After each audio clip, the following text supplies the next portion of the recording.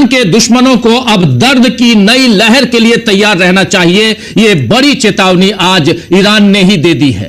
आपको बता दूं कि आज इस जंग का 7वां दिन है और कल आयतुल्लाह अली खामनेई की मौत को भी पूरा 1 हफ्ता हो जाएगा। अमेरिका ने सोच रखा था कि खामनेई को मारते ही उसका ईरान पर कब्जे का सपना पूरा हो जाएगा, लेकिन अब भी हालत ऐसी है कि ट्रंप धमकी ही दे रहे हैं, कुछ कर नहीं पा रहे हैं, बल्कि दुनिया को दिखाने के लिए वो नई नौटंकियां कर रहे हैं। जबकि इस्लामिक रिवॉल्यूशनरी गार्ड कोर यानी IRGC ने कहा है कि ईरान लंबे समय तक जंग के लिए पूरी तरह से तैयार है। IRGC के प्रवक्ता ने कहा है कि उसके पास ऐसे एडवांस्ड हथियार हैं जिनका इस्तेमाल अभी तक लड़ाई में नहीं हुआ है। ब्रिगेडियर जनरल अली मोहम्मद नैनी ने कहा है कि ईरान के दुश्मनों को आने वाले हमलों की नई लहर में दर्दनाक झटकों की उम्मीद करनी चाहिए। उन्होंने कहा कि ईरान के नए हथियार आने वाले हैं। इस टेक्नोलॉजी का अभी बड़े पैमाने पर इस्तेमाल नहीं किया गया है। तो अब तक अमेरिका और इजराइल ने ईरान का जो पलटवार देखा है वो ट्रेलर ही समझा जाना चाहिए, क्योंकि असली पिक्चर अभी ईरान ने दिखाई नहीं है। वैसे अमेरिका और इजराइल अब भी ईरान पर मिसाइलों और बम दाग रहे हैं, दोनों से हमला कर रहे हैं।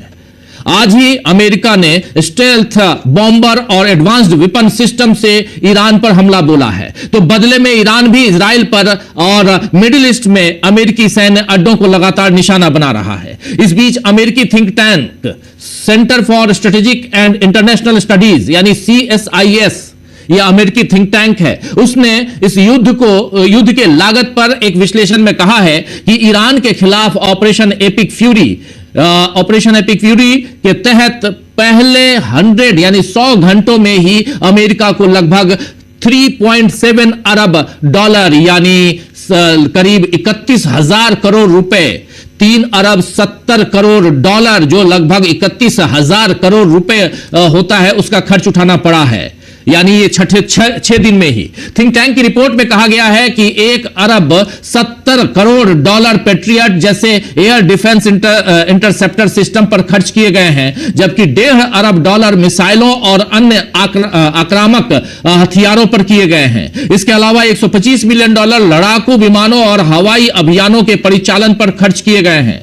CSIS के मुताबिक कुल खर्च में से केवल लगभग 200 मिलियन डॉलर ही पहले से अमेरिकी रक्षा बजट में शामिल था, जबकि करीब 3.5 अरब डॉलर का खर्च अतिरिक्त है, जिसके लिए अलग से फंड की जरूरत पड़ सकती है। इसका मतलब है कि अमेरिकी रक्षा मंत्रालय यानी पेंटागन को जल्द ही युद्ध जारी रखने के लिए अतिरिक्त बजट की मांग करनी पड़ सकती है। वैसे अमेरिकी राष्ट्रपति डोनाल्ड ट्रंप और रक्षा मंत्री पीट हेगसेथ ने संकेत दिए हैं कि यह सैन्य अभियान अभी कई हफ्तों तक जारी रह सकता है। ऐसे में इसका आर्थिक और राजनीतिक असर अमेरिका सहित पूरी दुनिया पर पड़ सकता है, इसमें कोई दो राय नहीं है। वैसे भी यूरोप के बाद अब गल्फ कंट्रीज यानी खाड़ी देश भी इस लड़ाई को लेकर अमेरिका से नाराजगी दिखा रहे हैं, क्योंकि ईरान के पलटवार में खाड़ी देशों में अब तक कई लोगों की मौत हो गई है और लाखों डॉलर का नुकसान हुआ है। मगर खाड़ी देश इस नुकसान का दोष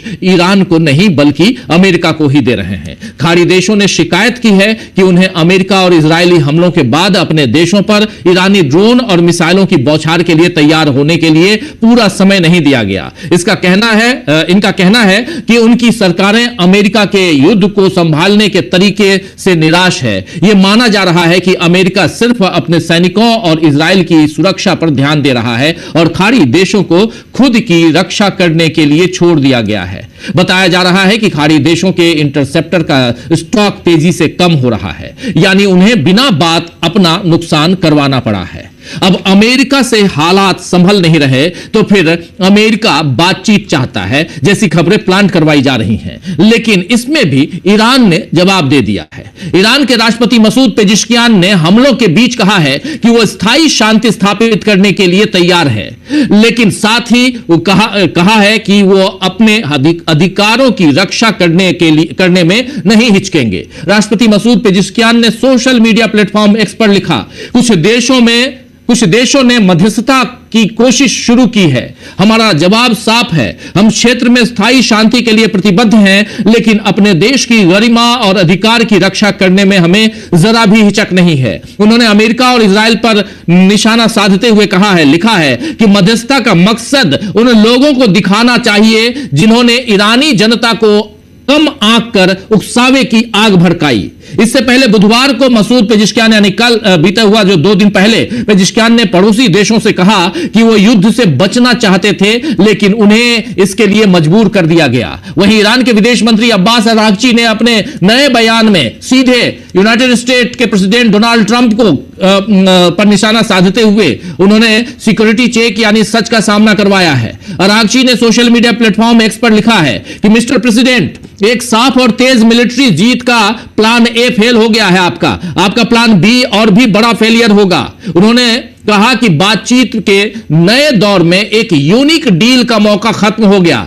इजराइल फर्स्ट का मतलब हमेशा अमेरिका लास्ट होता है। यह सबसे बड़ी बात इन्होंने कही है। यह जो आखिरी बात है, यह ट्रंप के लिए मारक साबित होगी, क्योंकि अमेरिका फर्स्ट कहते कहते ट्रंप ने वहां के सैनिकों को एक ऐसे युद्ध में झोंक दिया है जिसका कोई मतलब नहीं है, और अब ट्रंप इतना भी नहीं बता पा रहे हैं कि यह लड़ाई कब तक चलेगी।